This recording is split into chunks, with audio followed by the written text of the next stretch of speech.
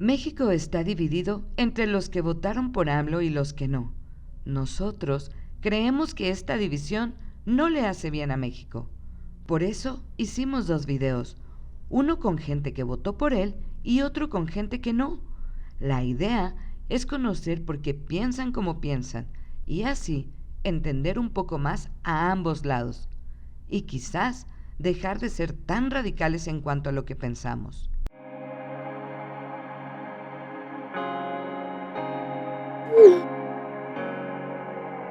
Creo que sí entiendo de la razón por la que ganó AMLO, ¿no? Y la razón desde mi punto de vista es muy compleja.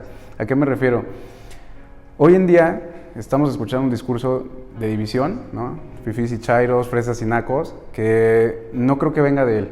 Creo que más bien la manera en la que él llegó o el transporte que lo hizo llegar ahí fue el ser poco conscientes en cómo estamos de dispares en la sociedad. A lo que yo me refiero es la gente que votó por Andrés Manuel con cierto enojo, que nosotros tenemos seguramente ejemplos en nuestro círculo cercano de gente que realmente sí tenía cierta esperanza en el proyecto, pero realmente fue más como para darle una lección al sistema anterior, ¿no? Entonces, esa gente, evidentemente, lo que nos está intentando enseñar a nosotros o mostrar es que nosotros no estamos siendo lo suficientemente críticos con la situación que estamos viviendo. Yo creo que sí, pero también creo que todos los candidatos usaban ese discurso, ¿no? De que vamos a combatir con la corrupción, con lo malo que hay en el país. Pero la diferencia de AMLO con los otros candidatos anteriores fue que AMLO era muy populista. O sea, AMLO se bañaba con el pueblo. AMLO no lo veías decir con un discurso así súper derecho y con palabras así súper serio. AMLO lo veías decir con palabras como el de me canso ganso y cosas así. Entonces el pueblo, que mayormente en México no está rodeado de gente rica, hay mucha gente pobre y de clase media, entonces la gente al sentirse identificado con este personaje que es muy de pueblo, muy cercano a las personas y lo ves todo muy como expresándose no con palabras que a veces ni conoces, entonces sienten que al ser cercano al pueblo los va a entender. Yo creo que además de ese punto son 2 más. El primero es el hartazgo de los gobiernos anteriores y lo segundo sería la educación, porque ¿cuántos de todas las personas que votamos realmente nos pusimos a leer los puntos de cada uno de los presidentes que ellos decían iban a combatir? O sea, veíamos las noticias, los debates, veíamos el chisme, porque ahora las noticias es eso, un chisme, ¿no? Es como que realmente te nutran, te digan, pasó esto. Bueno, gracias a él, sobre todo. Exacto, sí, claro. Y creo que mucho es eso, ¿no? Porque tú decías, oye, yo le pregunté a muchos seguidores de AMLO, ¿por qué vas a votar por AMLO? O sea, ¿sabes cuáles son sus puntos? ¿Sabes qué es lo que está proponiendo? No. Entonces, yo creo que es uno de los dos. O sea, yo clasificaría los 2 factores, o los 2 tipos de factores como los de medio ambiente, es decir, cómo estaba México en el momento de las elecciones, cómo llegamos a las elecciones de 2018 con el gobierno de Peña Nieto, que era absolutamente corrupto, pero además no tenían empacho en ser corruptos, ¿no? Entonces era muy difícil que, por ejemplo, un candidato como Mid o un candidato como Anaya ganaran en circunstancias así, y al mismo tiempo AMLO creo que es un político tan hábil que supo leer el sentimiento de la gente del momento y sabía qué decir en cada debate y sabía que en ese momento lo importante no era dar respuestas a los problemas del país, sino más bien ser la voz de la gente, de lo que la gente sentía. Pero es una tendencia, ¿no? Porque yo me acuerdo mucho del periodo antes de que ganara AMLO, donde se empezó a gestar esta imagen de una persona que lleva 18 años viajando por el país, que conoce las carencias, las dolencias, las áreas de oportunidad y que en teoría pues tiene esa sensibilidad de saber qué hacer al llegar al poder, ¿no? Y lo contrastas con su contraparte, ¿no? Lo comparas con una persona como Donald Trump, ¿no? Que realmente no hizo esa labor previa de trabajo, pero que caen en lo que cada uno de ustedes está mencionando, que es al final de cuentas el discurso barato, el discurso del enojo, el discurso del sentimiento.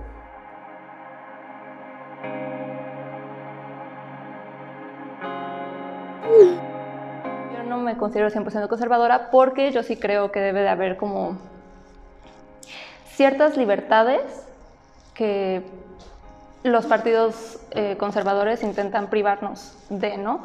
Sobre todo, por ejemplo, en la libre expresión, que antes simplemente no se hubiera dado o se hubiera callado. Todo lo que está haciendo ahorita, por ejemplo, en las marchas feministas, ese tipo de cosas antes simplemente no se hubiera dado. Entonces yo no siento que yo sea una persona conservadora. Yo, por ejemplo, me considero una persona muy liberal en muchos ámbitos, sobre todo en el social. Creo que todas las mujeres deberían poder abortar y tener acceso a abortos seguros y gratuitos por parte del gobierno. Creo que toda la gente debería poder casarse con quien quisiera y formar una familia y adoptar hijos. Pero creo que justo el éxito del presidente Andrés Manuel ahorita ha sido dejarnos creer o hacernos creer que todas las personas que estén opuestas a él ya son automáticamente conservadores, cuando muchas veces somos hasta más progresistas que él en términos de derechos para las mujeres, para las personas de la diversidad sexual. Yo creo que yo no soy conservadora porque cada sector evoluciona siempre, cada sociedad siempre evoluciona, no para más, no para menos, evoluciona para diferentes lados. Y considero que las leyes o todas estas normatividades tienen que avanzar conforme avanza la sociedad. No como tal conservadora, porque hay cosas que deben de realmente conservarse, pero lo que ya no, por ejemplo, antes no existía este tema de los feminicidios que digamos está de moda, aunque no está de moda porque sí ha existido, solo que ahora tiene como más auge. Y no, o sea, la contestación de como nuestro presidente es como decir, están haciendo mucho escándalo por eso, ¿no? O me están atacando con eso políticamente. Exacto, no, y hay que verlo como de otra manera, hay que avanzar conforme la sociedad avanza, o sea, la sociedad no es la misma hace 50, hace 20, hace 10 años.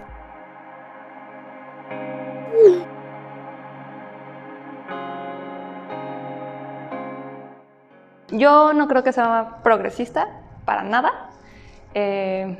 Una persona progresista, por más que, por ejemplo, el aeropuerto, hubiera estado en contra del aeropuerto, algo tan avanzado, que ya llevó tanto dinero y tiempo y que está dando empleos y que va a dar más empleos, no lo hubiera cancelado. O sea, cero progreso ahí.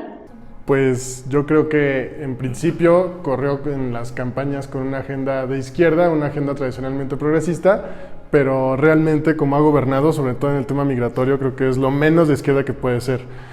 Si lo puedes comparar las políticas migratorias en todo el mundo, las más xenófobas y las más restrictivas son las de la derecha, de hecho, las de la extrema derecha.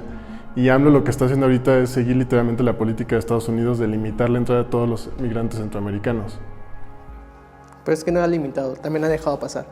Bueno, Yo que soy de Chiapas, o sea, sí ves mucho esa problemática, porque primero, o sea, dejaban pasar como si fueran hormigas y cada quien hacía lo que quisiera, porque no había un control. Eso Ya al vieron, inicio. cuando vieron que se descontroló todo, como que empezaron a hacer albergues y luego negaron el acceso, pero como ya habían dejado entrar, entonces ya los que llegaban ya se enojaban porque no los dejaban entrar.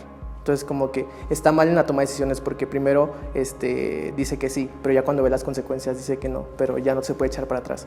Creo que concuerdo con cada uno de los puntos que ustedes mencionan, sobre todo en el sentido de si una persona que es progresista y de izquierda normalmente cumple con ciertas características, ¿no? Una de ellas es abrir el diálogo siendo progresista, que en este caso no se está dando, atacar frontalmente iniciativas como el feminismo, ¿no? La crisis climática, el tema, por ejemplo, de los energéticos, ¿no? De cómo nosotros estamos fundando o dándole un fundamento muy fuerte a algo que ya es del pasado, ¿no? Hablando estrictamente de Pemex, o ideas súper conservadoras que más bien rayan en la extrema derecha y que no son propiamente de izquierda, ¿no? y creo que su izquierda incluso es una izquierda del siglo pasado, ¿no? La izquierda más antigua, anquilosada, en el cual siempre desconfías de cualquier empresa del sector privado y ellos piensan que el crecimiento de un país y los empleos e incluso el desarrollo de la gente más pobre se puede dar sin las empresas, cuando las empresas son quienes generan al final, junto con el gobierno, la riqueza y la prosperidad.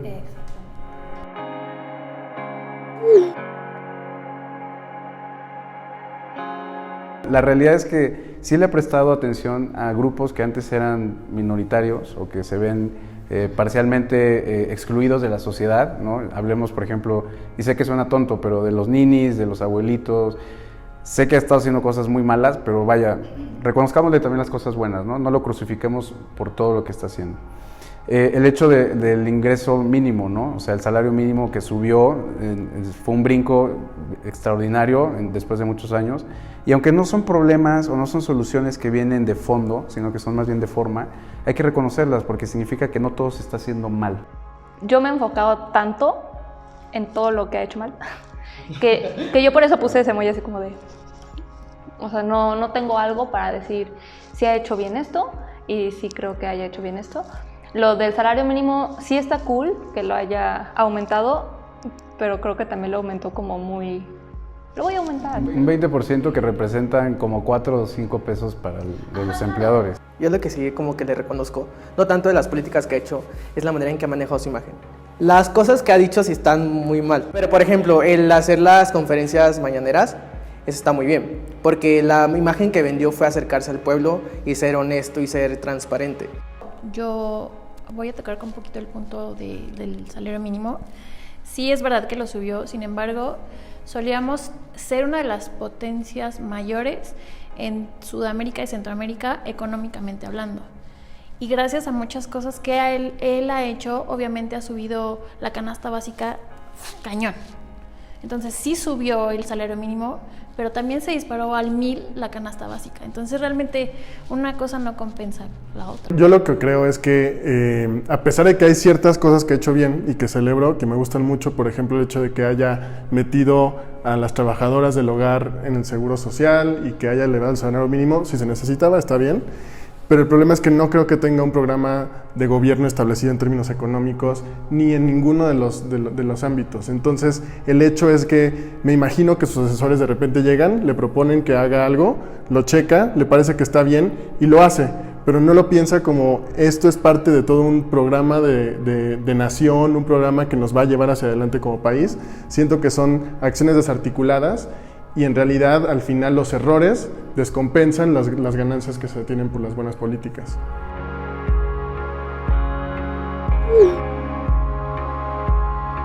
Yo no estoy tan informado en este tema, pero y aparte como ni siquiera soy de acá, entonces no sé ni dónde está Texcoco y todas esas cosas, ¿no? Siento que el primer aeropuerto pudo ser un impulso para México y aparte ya estaba empezado. Entonces, quitarlo o dejarlo iba a llevar dinero.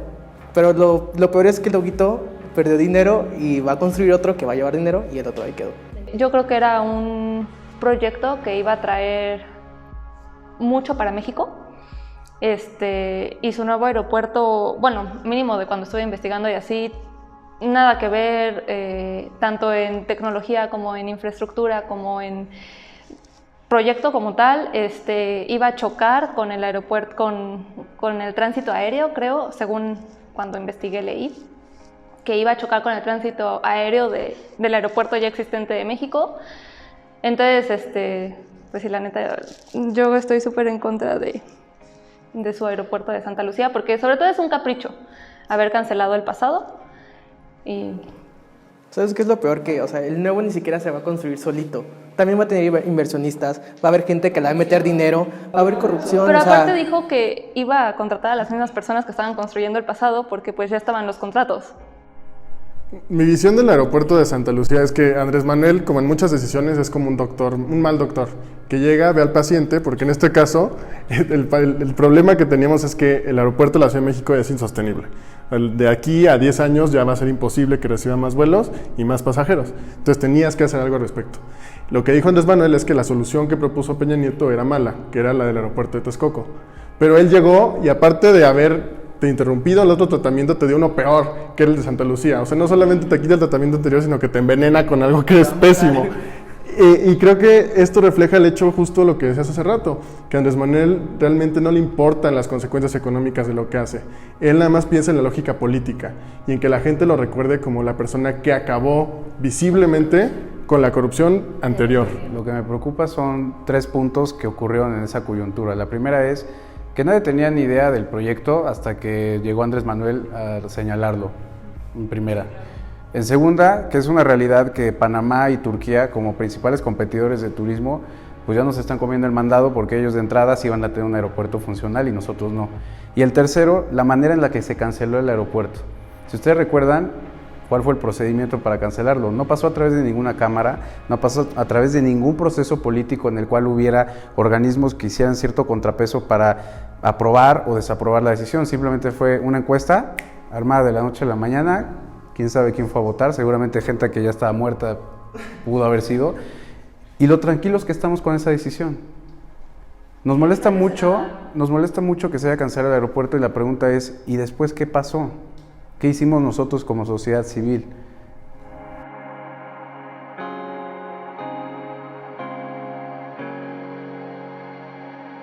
Yo creo que no, es la correcta. Así una respuesta súper corta, creo que estoy muy en desacuerdo con los grandes proyectos de infraestructura. Creo que el Tren Maya fue una ocurrencia y que además de ser una ocurrencia va a tener impactos muy graves sobre el medio ambiente. Creo que la refinería también es una pésima idea y el hecho es que está haciendo justo lo que criticaba de Peña Nieto, de tener estos proyectos faraónicos que no están basados en ningún tipo de evidencia o estudio previo, y eso se sacrifica por todo lo que dejaste de invertir en salud, lo que dejaste de invertir en educación. Y creo que lo malo es que me encantaría que todo este dinero que se está invirtiendo en las becas y en Sembrando Vida, en las pensiones, me encantaría que se estuviera invirtiendo en buenos programas con mecanismos de evaluación, buenos programas con buenos padrones transparentes, y ahorita lo que tenemos son cosas clientelares, que nadie sabe a quién van, quién las asigna y en cuánto.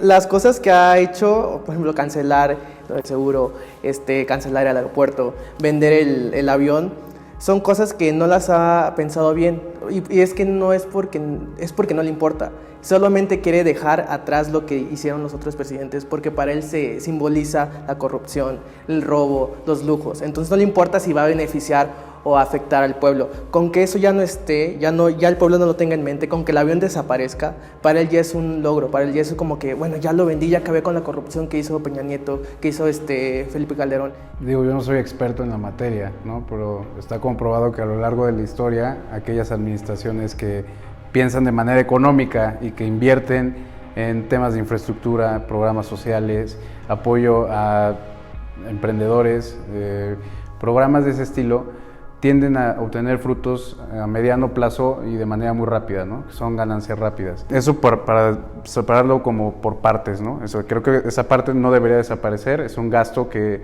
sea corriente o no, es necesario, ¿no? Creo también que hizo bien en parar las obras de sexenios pasados, sobre todo para temas de revisión. Sin embargo, pues se vieron como destellos de una estrategia que nunca existió.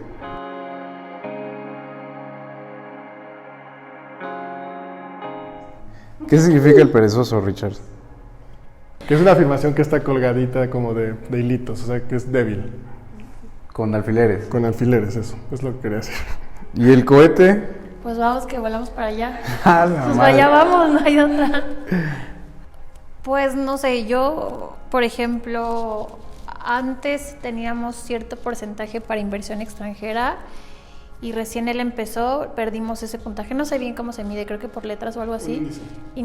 Y bajamos como 2-3 lugares y ahora no somos nada aptos para inversión extranjera, entonces obviamente mucha inversión extranjera se fue y eso que produce pues escasez. A lo mejor no lo ves de primera mano porque no ha pasado, digo, espero no llegar a ese punto, pero por ejemplo lo de la gasolina sí estuvo muy feo. Soy muy claro en este punto y mandé esas caritas de que me da risa porque los mexicanos somos súper dramáticos, ¿no? O sea, creo que si si narraras a un mexicano, lo describieras en comparación a sus colegas del mundo, seríamos la telenovela, ¿no? O sea, somos la telenovela. Nos encanta el drama, ¿no? Nos encanta el dramatismo, el tirarnos a la mierda, ya nos va a llevar. Y somos de muy corta memoria, ¿no? Como un apasionado de la historia, si te vas a ver hacia México, hacia atrás, te podrás dar cuenta que este país se ha reinventado una y mil veces. Yo discreparía, yo creo que Venezuela en ese momento cuando llegó Hugo Chávez al poder sí era un país bastante próspero en la América Latina, tenía una industria petrolera muy grande, era ejemplo en servicios a la población. Y creo que sí podríamos haber llegado ahí, pero creo que lo único que tenemos distinto es que al menos ya tenemos la conciencia de lo que pasó en Venezuela. Al menos ya sabemos lo que sucedió allá, al menos ya sabemos... Pero ellos también sabían lo que había pasado en Cuba. Pero fue una manera distinta en la que sucedió, porque Venezuela, sobre todo cuando llegó Chávez al poder, no fue de un día para otro que toman el poder. Pero por ejemplo en Chiapas es un estado donde hay mucha pobreza extrema, peor que Venezuela, porque aquí, bueno, en Chiapas a veces no tienen ni para comer. Podrás decir, bueno, es que sí pueden ir a entrar a un centro comercial y se lo pueden comprar.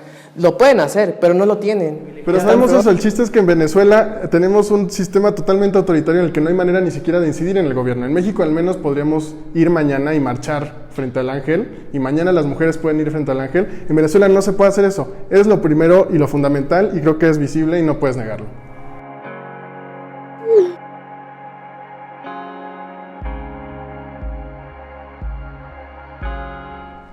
Bueno, pues pues no voy tan lejos, ¿no? Los feminicidios están horribles ahora. O sea, neta, es como de miedo salir o de tener que mandar ubicación todo el tiempo a tus amigos, a tu familia, porque en cualquier momento, o sea, tantito sales al Oxxo, a, no sé, a donde tú quieras y te puede pasar algo. Yo como niña sí estoy súper asustada. Antes recuerdo que pasaba lejos de donde vivía, ¿no? Y ahora pasa a una calle. Está cabrón. Y tocando el tema de los feminicidios, que no es el único problema de violencia o de inseguridad, pero es uno de los que está más fuerte. Y de que antes existía, pero no se visibilizaba tanto como ahorita. Y hay que ponerle atención. Y sí, hay mucha inseguridad. Y el problema es de que ves al líder de tu país, al presidente, decidir cosas como que no quiere que pague el avión, la rifa del avión, o que hay que tratar a los delincuentes como si fueran seres humanos. Entonces, solo con decir eso ya hace un desmadre, porque los delincuentes también se dan cuenta y piensan, esa parte, o sea, ven que ni siquiera el presidente toma en serio estos temas, entonces se crea como que más desmadre, entonces ya no hay orden, ya no hay ni control desde el presidente que mínimo dijera, bueno, vamos a acabar con esto, lo vamos a tratar, sino que se preocupa más por la rifa de un avión que porque matan a una mujer y la descuartizan y la hacen lo peor. Creo que para mí lo más triste es que, a pesar de, sí es cierto, no hay estrategia de seguridad, pero el hecho es que él corrió para la presidencia, él fue candidato a la presidencia en un momento en el que él sabía y todos sabíamos que el principal problema de México era la inseguridad. Y él tenía como obligación al menos de ser el puntero, de haber reunido gente para elaborar una estrategia buena de seguridad en vista del fracaso que él tanto anunciaba de las demás estrategias de seguridad. Y no lo hizo. El tema de seguridad, creo que más allá de la violencia, yo puse un fuego porque creo que el fuego no se combate con fuego, ¿no?